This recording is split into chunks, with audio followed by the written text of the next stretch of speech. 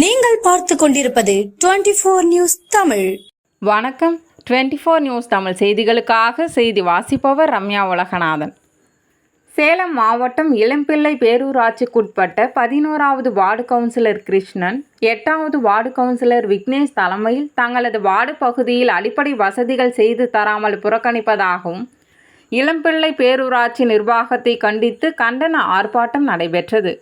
அப்போது தங்கள் வார்டு பகுதியில் மக்களின் அத்தியாவசிய தேவைக்கான அடிப்படை வசதிகளை உடனடியாக பேரூராட்சி நிர்வாகம் செய்து தர வேண்டியும், வார்டு பகுதிகளிலும் பேரூராட்சி பகுதிகளிலும் கொசு தொல்லைகளை ஒழிக்க நடவடிக்கை எடுக்க வேண்டும், சிறுபான்மையினர் மயானத்திற்கு சுற்றுச்சுவர் கட்டி கொடுக்க வேண்டும், குப்பை கழிவுகளை தினமும் அகற்ற வேண்டும், தங்கள் பகுதிகளில் குடிநீர் வசதி இல்லை, அதற்கு குடிநீர் வசதி செய்து தர வேண்டியும், தங்கள் வார்டு பகுதியில் உள்ள சாக்கடைகளை தூர்வார நடவடிக்கை எடுக்க வேண்டும், குடிநீர் கட்டண உயர்வை ரத்து செய்ய வேண்டும் கோரிக்கையுடனும் பேரூராட்சி நிர்வாகத்தை கண்டித்தும் கண்டன கோஷங்கள் எழுப்பி கண்டன ஆர்ப்பாட்டம் நடைபெற்றது.